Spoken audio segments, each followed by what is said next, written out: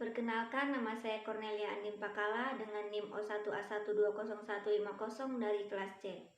Di sini saya akan mempresentasikan tentang gangguan enzim pencernaan dan cara mengatasi.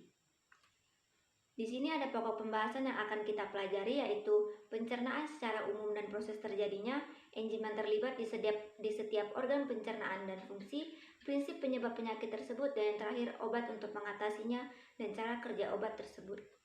Yang pertama, pencernaan. Sistem pencernaan merupakan serangkaian jaringan organ yang memiliki fungsi untuk mencerna makanan. Makanan tersebut akan diproses secara mekanik ataupun secara kimia. Pencernaan pada tubuh terdiri dari alat-alat pencernaan dan enzim-enzim tertentu. Enzim adalah protein yang mempercepat reaksi kimia di dalam tubuh. Enzim pencernaan bekerja di luar sel di dalam organ-organ sistem pencernaan. Enzim ini mempercepat reaksi kimia yang disebut hidrolisis. Proses yang terjadi di masing-masing organ. Sistem pencernaan terdiri atas organ pencernaan utama dan organ pencernaan tambahan. Organ pencernaan utama merupakan saluran pencernaan yang dilewati makanan, sedangkan organ pencernaan tambahan merupakan organ yang menghasilkan zat atau enzim pencernaan tetapi tidak dilewati oleh makanan. Yang pertama, mulut. Makanan pertama kali masuk ke dalam tubuh melalui mulut. Makanan ini mulai dicerna secara mekanis dan kimiawi. Di dalam mulut terdapat beberapa alat yang berperan, yaitu gigi yang berfungsi sebagai alat pencerna mekanis dan membantu memecah makanan menjadi potongan lebih kecil. Lidah untuk membantu mencampur dan menelan makanan. Mencampur makanan dengan air liur dan berfungsi sebagai alat indera pengecap makanan. Kemudian tekak atau faring. Merupakan pertemuan saluran pernapasan antara rongga hidung dengan tenggorokan dan saluran pencernaan antara rongga mulut dan rongga kerongkongan. Tekak memiliki lubang yang menuju tenggorokan disebut glotis dan ditutup oleh klep yang disebut epiglotis pada waktu proses menelan. Kemudian kerongkongan atau esofagus. Kerongkongan berupa tabung otot yang panjangnya sekitar 25 cm, memanjang dari akhir hingga lambung. Fungsinya adalah sebagai jalan untuk makanan yang telah dikunyah dari mulut menuju lambung, mencegah benda asing masuk ke perut, menghasilkan gerak peristaltik, dan mencegah laju cairan dari perut. Kemudian lambung atau ventriculus. Lambung adalah bagian saluran pencernaan yang melebar. Lambung dapat menampung makanan 1 liter hingga mencapai 2 liter. Lambung terdapat 3 enzim, diantaranya enzim pepsin, enzim lipase stapsin, dan enzim tripsin. Lambung berfungsi untuk menyimpan makanan sementara dan melakukan pencernaan secara kimiawi dengan bantuan getah lambung. Kemudian usus halus. Usus halus adalah bagian dari saluran pencernaan yang terletak di antara lambung dan usus besar.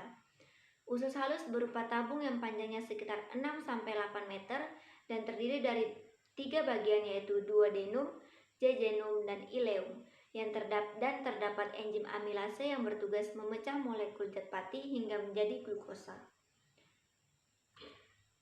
Kemudian usus besar. Usus besar adalah bagian usus antara usus buntu dan rektum. Fungsi utama organ adalah menyerap air selama proses pencernaan, membentuk massa feses, mendorong sisa makan hasil pencernaan atau feses keluar tubuh, dan membentuk lendir untuk melumasi permukaan mukosa. Kemudian yang terakhir adalah anus atau rektum. Anus memiliki panjang sekitar 15 cm. Organ ini berfungsi sebagai tempat penyimpanan sementara feses, menahan feses agar tidak keluar secara tiba-tiba, membantu feses keluar dengan gerak peristaltik. Pada anus terdapat otot voluntar dikendalikan oleh kehendak kita. Kemudian yaitu penyakit dan prinsip penyebab terkait enzim pencernaan. Yaitu salah satunya gastritis. Gastritis secara umum dikenal dengan istilah sakit mah atau ulu hati. Ialah peradangan pada dinding lambung, terutama pada selaput lendir lambung. Gastritis merupakan salah satu masalah kesehatan pencernaan yang paling sering terjadi. Penyakit ini sering dijumpai timbul secara mendadak. Biasanya ditandai dengan rasa mual dan muntah, nyeri, pendarahan, rasa lemah, nafsu makan menurun, atau sakit kepala. Prinsip penyebab penyakit gastritis ini adalah diakibatkan oleh pola hidup yang kurang baik. Gastritis menyebabkan peradangan pada mukosa lambung dan terjadi pembengkakan mukosa lambung sampai epitel mukosa terlepas dan menjadi penyebab terpenting pada gangguan pencernaan. Terlepasnya epitel dapat merangsang munculnya proses inflamasi lambung. Obat untuk mengatasi gastritis, salah satunya adalah obat antasida. Antasida merupakan obat yang digunakan untuk mengatasi gastritis dengan cara menetralisir kelebihan asam lambung. Waktu penggunaan antasida 1-2 jam sesudah atau sebelum makan. Cara penggunaan obat ada yang berbentuk tablet dikunyah atau telan dan suspensi tidak dikocok atau sendok takar. Penggunaan antasida dalam sehari diberikan interval sesuai dengan saat gejala kambuh dalam waktu 8 jam setelah penggunaan antasida dan jeda waktu untuk mengantisipasi interaksi antara antasida dan obat lain yaitu 2-3 jam. Ya, berikut presentasi dari saya, kurang lebihnya mohon dimaafkan. Terima kasih.